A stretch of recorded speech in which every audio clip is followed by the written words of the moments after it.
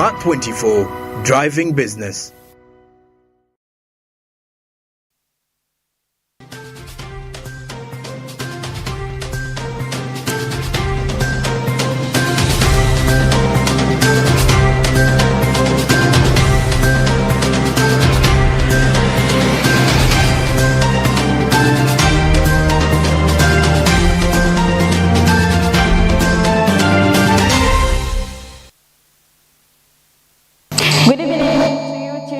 Smart 24 TV. This is Business Today. Thank you for joining us.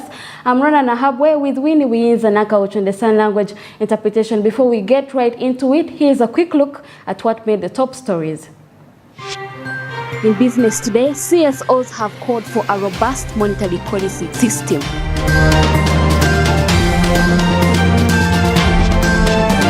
Funding gap of 8 billion shillings and a huge budget shortfall are slowing the Entebbe International Airport free zone. And 2.26 trillion shillings is yet to be borrowed from World Bank to upgrade roads.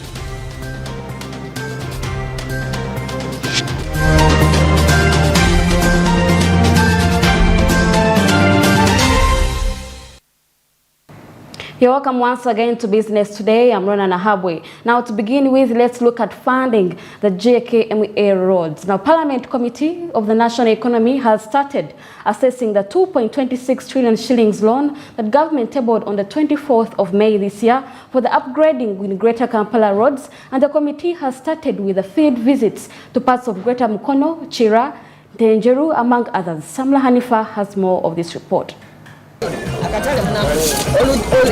Last month, the State Minister for Trade, Honorable David Bahati, tabled a loan request of $608.66 million sought from World Bank and Agence du Francais and Agence Française du Développement to finance a Greater Kampala Metropolitan Urban Development Program. The loan was sent to the Committee of National Economy for assessment, and today the committee embarked on a tour to inspect the roads under this project. Government is acquiring a loan through Parliament.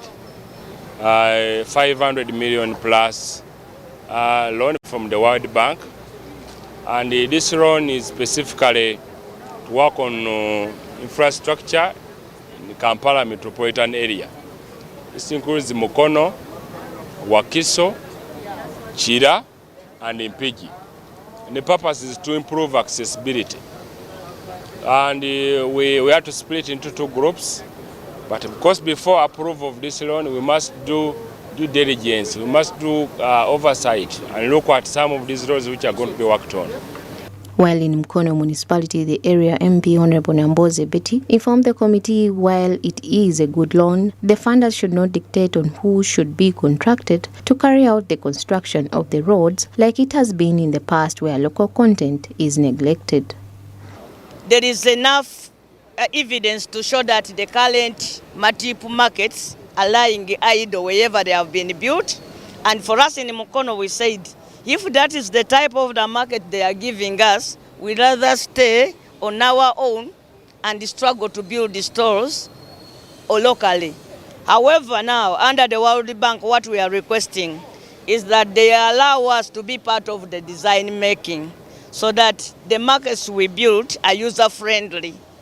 According to legislators, this loan has no compensation component, and that once it's approved, all those who have constructed within the road radius will be removed without any money given to them. We only request the local governments to work with the local community, because there is no component for compensation in this loan. Therefore, a lot of political will be needed if this loan or if this project is to be implemented. So, but I thank the political leaders of the old areas where we have been. They're able to talk to their leaders that actually this project is required. The land was fully acquired by the central government. These are the old Kampala, Ginger roads, and also the feeder roads they are in. What happened? Because of long time without reopening them, people encroached on the roads. So it is not the road that is going to cause their eviction. It is them who encroached on the roads. The legislators say the cost of doing business along Jinja Highway is too high because of the congestion on the road, especially Mukono area, but once the connection routes are worked on, life will be eased. When you look at Jinja Road, Uganda being a landlocked country, you cannot afford having all this traffic jam to your only route to the coast. That's what I was telling Parliament. It's now that they've seen it, that they are going to implement it. I was telling Parliament that if you constructed the other road, Mpata, Bule, and Intenjeru, it takes you 15 minutes to be in Gaba. Right now, I'm happy that finally the government of Uganda is considering constructing Intenjeru, Mpata, Bule road.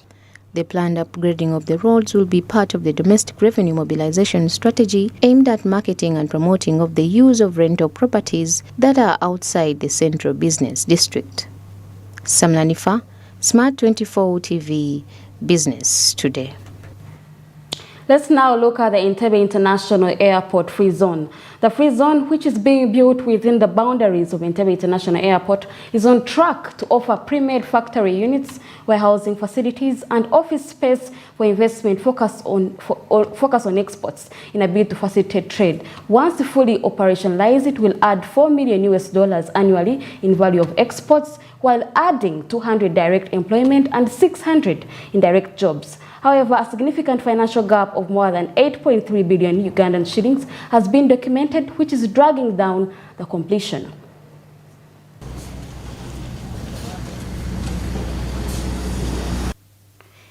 Export earnings in financial year 2020-2021 amounted to 1,247 billion, that is about 23%. However, there was a drop in 2021-2022 due to the 5% levy on gold. Still, 9,000 jobs were created and investment attracted $586.28 million. Revenue collected from the free zones in the country amounted to 35 billion shillings. But in order to be the facilitator of choice for export-oriented investment, Uganda Free Zones Authority needs more support from government. Minister of State for Planning, Amos Lugolobi, recently visited the Entebbe International Airport Zone, which is still under construction, to ascertain the completion of the work so far.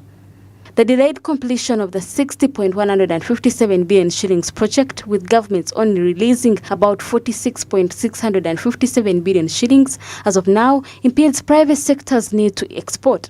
However, the executive director of the Uganda Free Zones Authority gave hope that by the closure of this financial year, the project will be substantially completed, for example, the 2 production units.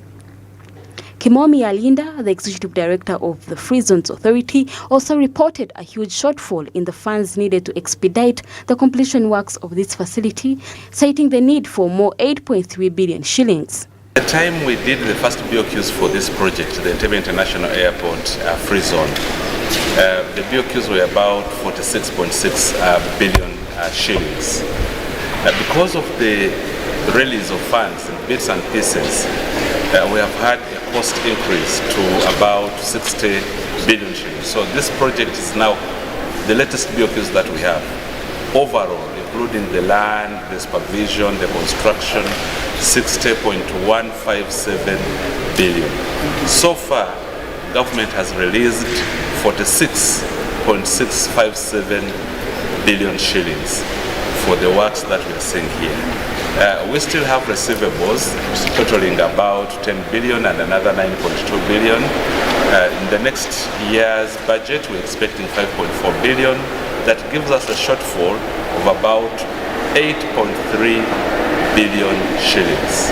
So that's the funding gap that we have. We are, as a government, we are looking at how to mobilize those resources and complete this project within the next financial year. Currently, Uganda's export share on the worldwide market is quite low. However, with these export facilities, once completed, according to the Finance Minister Amos Lugolobi, it will help the nation's exports, including the latest AFCTA and ESC, are pointless without investments in free zones. He is confident that once finished, it will improve the nation's exports and acknowledges the funds will be allocated. The stakeholders make sure that we are all on the same page, especially the policy makers, to understand that without boosting the idea of export development, our country will continue stagnating. Our GDP will continue to be low, our income per capita will continue to be low, we shall be going nowhere. And we will be wasting time negotiating all these protocols, the EAC protocol, COMESA, AFTA, would be wasting time if we do not invest in export development. I think that is the message we need to carry home so that the policy makers really appreciate this. That if you want to create jobs, you want to grow this economy, we really need to look in the direction of export. And the other thing is that it is through this export processing that we shall utilize the raw materials that are being produced, in those rural areas. So what we are going to be producing, this is just part of a long value chain, beginning in the villages where people are producing and then can be processed here. These facilities have been lacking. People have been struggling. Employ directly about 200 people, directly, and indirectly about 600 people. We're expecting it to augment exports to a tune of about $4 million per annum. We are also expecting additional private sector investment of about $30.4 million for their machinery and other equipment that will be coming in, given that we are focusing on cold storage and a few other things that enable agricultural products, special agricultural products, fruits, vegetables, flowers, high-value mineral beneficiation, and other investments. The State Minister for Planning, Amos Lugolobi, also retaliated on the fact that there is need for private entities to be enticed to occupy government-free zones through setting up more factories. These investors need to be created for a favorable environment, otherwise such exorbitant taxes will scare them away. To see that we negotiate those agreements where we have double taxation effects in order to be able to attract investors, because it makes no sense for an investor to be taxed here and then he's taxed there in another country. That erodes profitability of those enterprises. So I think what we need to do is renegotiate those agreements and see at a bilateral level how we can sort out the problems. Free zones are designated areas that provide a transnational business environment outside the country's customs territory in an effort to encourage domestic manufacturing and value-added investment. Moving on to transformational funding figures, Uganda's humanitarian approach to hosting refugees has been proven to be a catalyst for national development, resulting in impressive GDP growth, job creation, increased investment, and improved infrastructure. According to various refugee organizations within East African community, and several durable solutions have been proposed to foster national development. These solutions include promoting financial inclusion, revising labor laws and policies within the East African region. Naomi Mutumba reports. Uganda's services and systems are adjusting to the growing socioeconomic numbers influenced by a refugee handling policy. According to the Ministry of Finance, Planning and Economic Development, the country's gross domestic product has experienced a substantial boost, a 6.2% annual growth, with over 1.5 million refugees recorded as per the start of last year. Between 2018 and 2022, humanitarian partners have availed $2.3 billion to support refugee handling, and $112.6 million was delivered by the UN Central Emergency Fund since 2014. In addition, $1.83 billion has been committed to ongoing development projects in host districts, with $536 million already delivered. Of interrupted peace and stability, we are now a safe haven for 1.5 million refugees. Uganda's example and experience is proof that problems of refugees on the African continent can be permanently cured by renewing our commitment to respect for human rights and seeking new ways of minimizing internal conflicts. Despite over 46% gap of funds annually on average for Uganda's refugee response, Between 2018 and 2022, humanitarian partners have availed $2.3 billion for Uganda's refugee response, of which $112.6 million was delivered by the UN Central Emergency Fund since 2014. In addition, $1.83 billion has been committed to ongoing development projects in refugee hosting districts, with $536 million delivered already. In order to harness their potential and contribute to regional development, call to harmonize labor laws across asylum countries is expected to ensure a consistent and fair approach to employment opportunities for asylum seekers. This would involve streamlining work permit processes, reducing bureaucratic complexities, and aligning labor regulations with the specific needs and qualification of asylum seekers. Many of these refugees, Your Excellencies, have acquired skills. They have acquired knowledge during their stay in the asylum countries that can contribute to the economic development of the countries that continue to host them. But more importantly also, when they return home, they go back with those skills. Refugees interventions and essentially seeks to operationalize the ILO's guiding principles on access of refugees and other forcibly displaced persons to the labor market.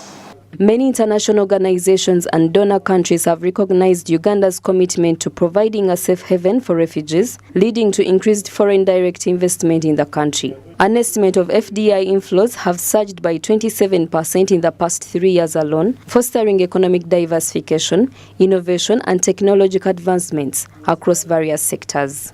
I heard about other countries where they have specific programs for agriculture, where the refugees can farm, they can get harvest and sell them and things like that. So we are trying to get those permanent solutions, and one of them is, as you have said, education, which is harmonized across the region, so that if you graduate in one certain, let's say you are an engineer in one partner state, you can go and work as an engineer in another partner state. Discussed in the IGAD high-level ministerial conference on durable solutions for refugees, together with EAC, are actually going to be a support to the refugees, most especially because they are going to give another opportunity to refugees actually to explore their potentials. But I loved mostly that they are going to engage themselves into creating peace in our countries and stabilize our countries. They are actually declaring that, and that's something that is very, very essential to support the refugees, whether to repatriate, whether to actually integrate, or and which is also sustainable. Refugees need to sustain their lives. Uganda sits slightly behind Turkey and Pakistan as a leading refugee host community. Socio-economic transformation initiatives are still needed to avert pressure on equitable resource utilization, promoting extra opportunities and access to the job market. Naomi Mtumba, Smart 24 TV, Business Today. Let's now shift our focus to AI-based infrastructure. With support from key stakeholders, Uganda's potential to enhance artificial intelligence through strategic partnerships intends to drive innovation, create sustainable solutions, and empower development. A partnership with US-based tech giant IRIX AI has been launched to promote secure investment climate that involves finance, agriculture, among other production sectors. As businesses are embracing digital transformation, the adoption of cameras, surveillance technologies has increasingly become important for productivity, security, compliance, and customer experience. Well, through fostering collaborations between different stakeholders, Uganda is poised to seize different opportunities presented by artificial intelligence and its development. We look to do a technology transfer, and where we have multiple different tiers in terms of the technology transfer. One thing that we have, and we're in discussions with already, is the complete knowledge transfer. That means how to become an AI data scientist, how to develop their own modules. So the goal would actually be for citizens of Uganda to actually have these skills and then be able to pass them down, and we grow a AI competence center in Uganda where it's going to be the hub and so everybody's going to be able to learn. So in terms of the return on investment as well, that Uganda's going to be the shining light and one of the first countries to take a massive springboard into the AI world. In today's Africa, many investors are looking to get into the African market because Africa has a lot to offer in terms of opportunity, driven by the need for growth and development. As heat of innovation grows, agriculture is among the many considered sectors for development. Satellite data from provisions such as last year's Pearl Africa Sat-1 are expected to help monitor and influence interventions in agro production. Similarly, IREX's intervention is expected to boost productivity and promote food security, a key element to inflationary pressure.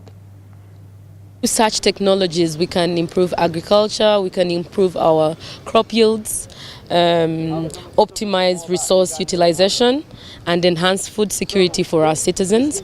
And this is something that Uganda can benefit from with partnering with IREX. The government of Uganda is committed to promoting innovation and entrepreneurship in the ICT sector.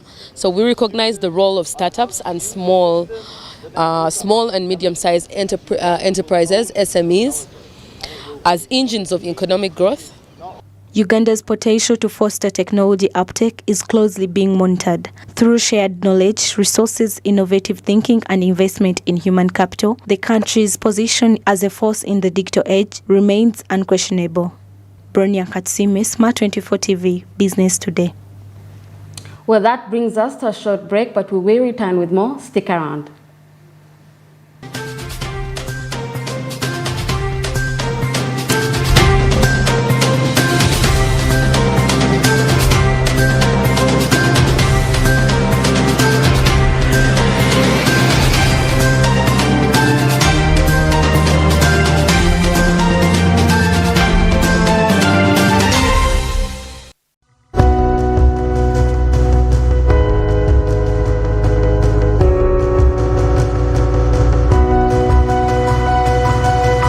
Smart 24, driving business.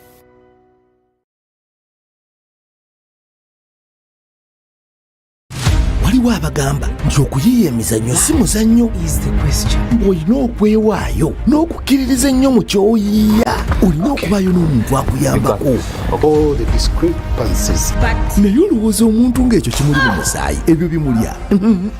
Anti aba yazaalibwa kukola ekyo.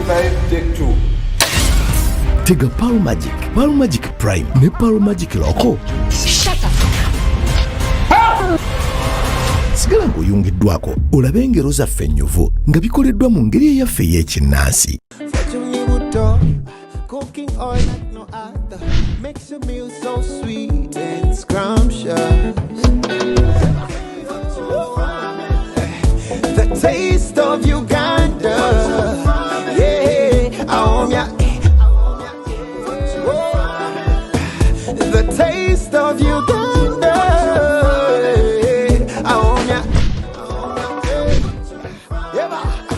the taste of Uganda, yeah, I want ya.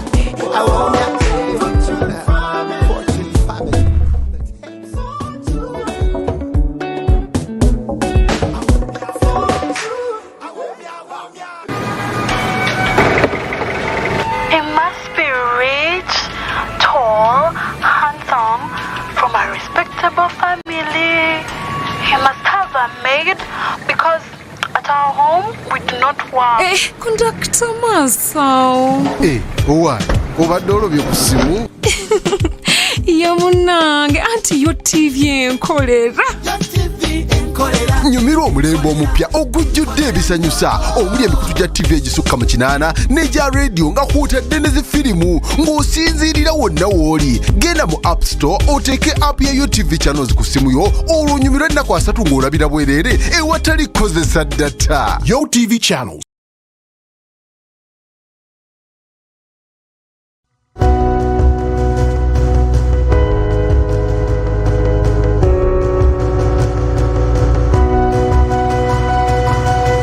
Smart 24, driving business.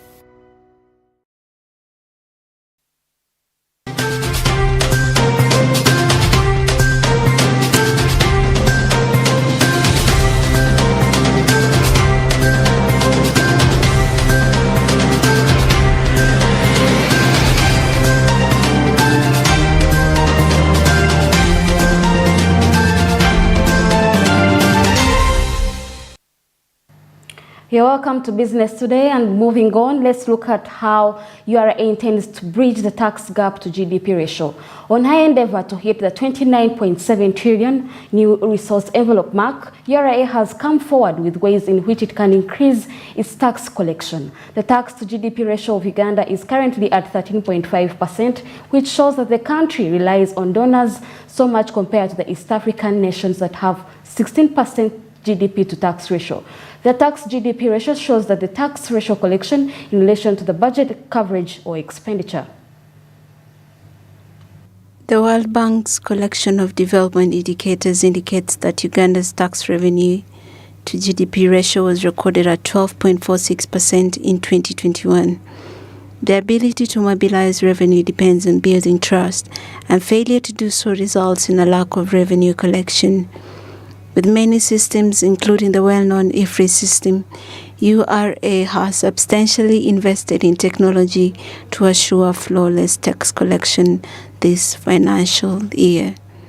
It has the ability to reduce the cost of tax administration. It has the ability of creating easy access, simplicity, especially if people get to using the systems. These technologies I'm talking about, like the digital tracking stamps, what you people don't know, in spite people say taxes are killing business. If your business is struggling with tax, you are allowed to come to us and tell us. Here we have a program called voluntary disclosure. You say, guys, I know Mumanja, 4 billion shillings, but I don't have that money now. Can you give me a payment plan? And we will give you a payment plan. But it is human nature. People still default on these payment plans. So all of a sudden, you have a backlog of taxes that ought to have been collected, but are in arrears. So the other aspect we want to focus on is to be able to more effectively, because that arrears management can also be abused. If the people managing it are not of integrity, you begin giving arrears to everybody and everybody. So monitoring and focusing and managing those processes is another way for us to be able to collect what we are supposed to be collecting. We are also going to focus a lot on sensitization and tax education. You may have realized that we are very big now on tax education. And that thing we have proven. He further added that sensitization is one of the priorities that the URA is planning to use to encourage payment of taxes voluntarily by the taxpayers without any supervision. We're going to focus a lot on sensitization and tax education. You may have realized that we are very big now on tax education. And that thing we have proven. Many people, when they are caught on the wrong side of the law on taxation, the quickest excuse is I did not know. And it passes. Your MP will buy it, the minister will buy it, even our Commissioner General will buy it because you did not know. So we are very big on tax education. You must have seen our mobile tax offices. We now have 2 buses. We call them the Tujenge. We are traversing the country basically to teach people, to assist people, to handhold people. We have taxpayers who, when they register for a team, we have to go and teach them their rights and responsibilities. We teach them on how to file a return. We remind them on when to file a return. And this process can take a period of between 4 to 6 months. That is what they call hand-holding. We are doing that just to make sure we are converting people. Longer the days where we just go and, close shops. I think there are some shops that had been closed in southwestern Uganda recently because of some of our interventions. It was fire here. The question is, who told you to close? Why would you close? Have you talked to them? Have you educated them? So these things, that engagement and education is taking more privilege. And we think we shall get more people voluntarily paying taxes. On the other hand, according to Walugembe John Kakungulu, CEO, Federation of Small and Medium Enterprise, he insists that as much as the government is expanding the economy, it should look at where to invest and catalyze the economy in order to help with the revival of businesses that have losses. Seek to collection 10.7 trillion, they should have really looked at where to invest to catalyze and to stimulate the economy. We think those measures are insufficient. A lot of money is going to support people at the bottom of the pyramid, which is a good thing, but if you need money and a lot of money in the short term, then you need to see, okay, these people from whom are getting money, what is their return, the return and their taxes and so on. And I think that hasn't come out very well.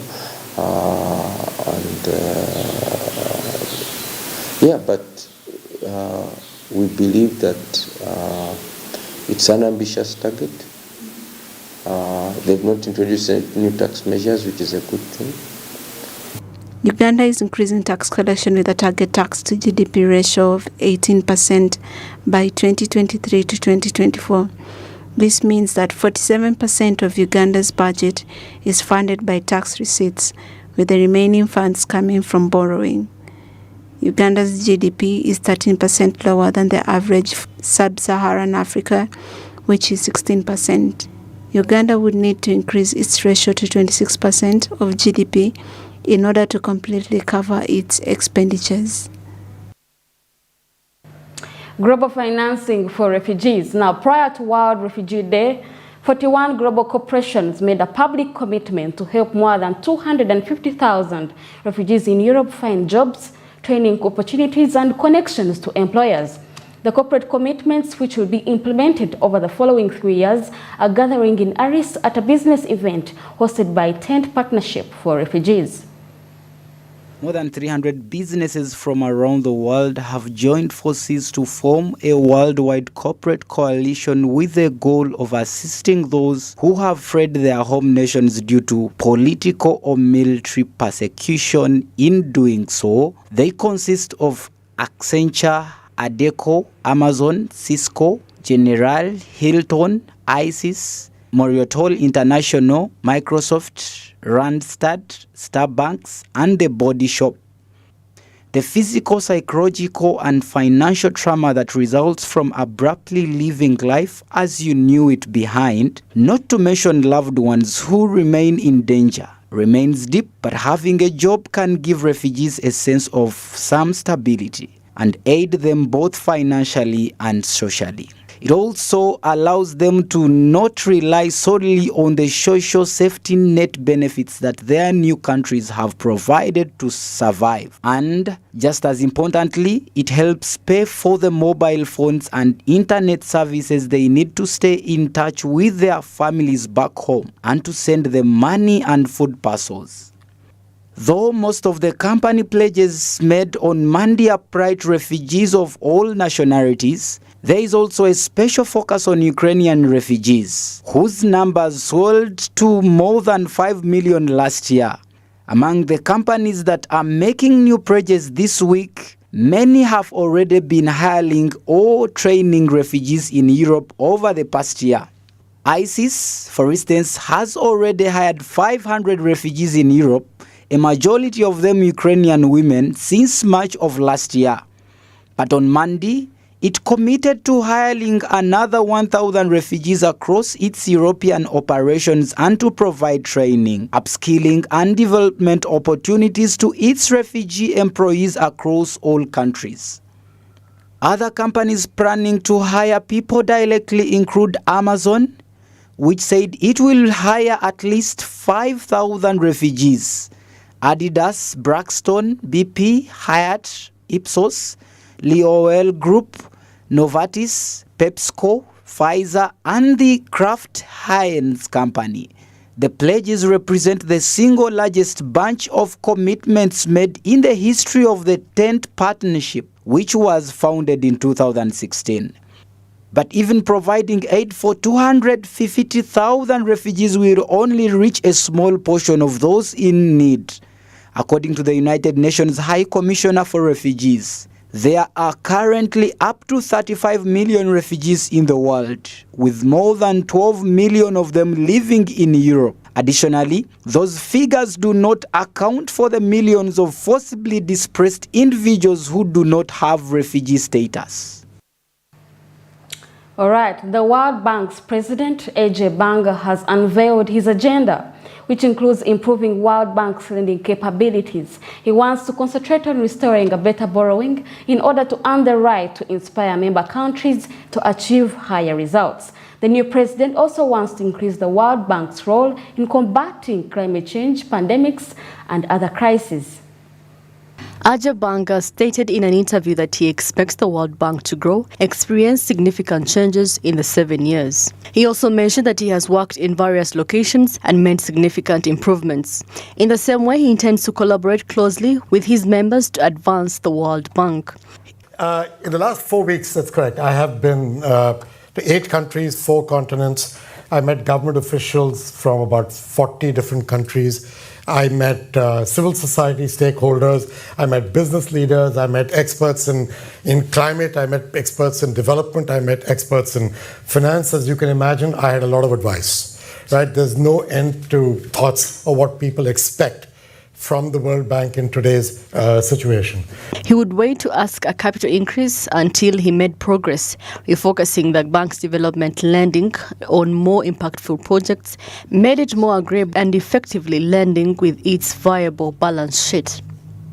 According to specialists in international development, the Global Bank will need greater capital and significant support from private sector to meet the yearly renewable energy transition financing needs in the trillions of dollars. In Ukraine, it's not only destroying lives and cities in that country, it is causing pain for people in faraway towns and on distant farms.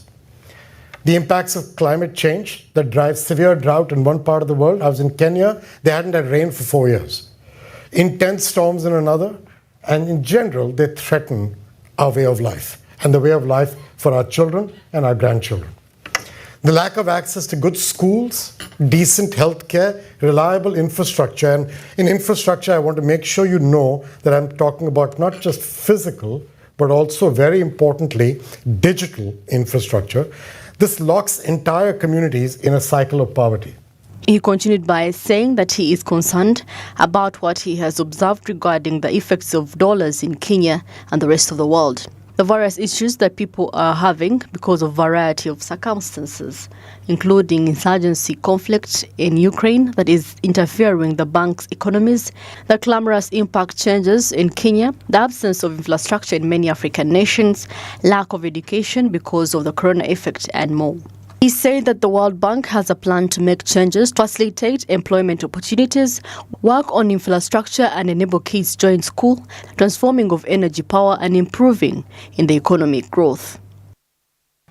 Speaking of reforms, let's look at the monetary policy reforms. Civil society organizations have cautioned government over fiscal discipline and stressed a robust monetary policy system to reduce inflationary pressures. They raised an alarm during the high-level budget dialogue where the Finance Minister of State on General Duties, Henry Musasizi, highlighted government's budgetary targets for 2023-2024.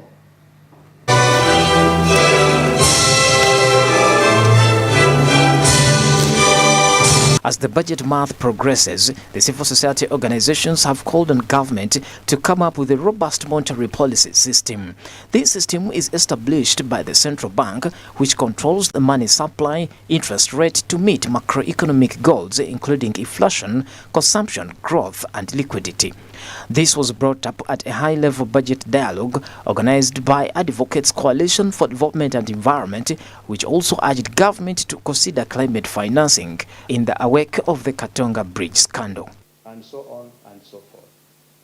We have invested further in this very budget in URA to ensure that they effectively administer our tax laws and tax measures.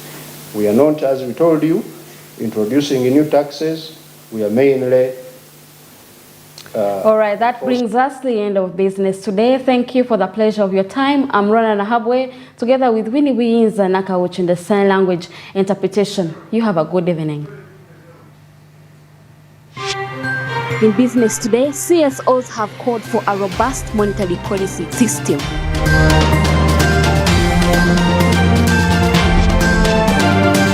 Gap of 8 billion shillings and a huge budget shortfall are slowing the Entebbe International Airport free zone.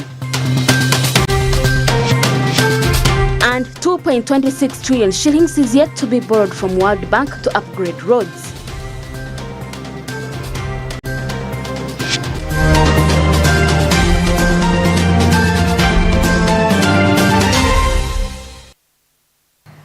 And that's pretty much it what we had for you today on Business Today. As always, thank you for the pleasure of your time. You have a good evening.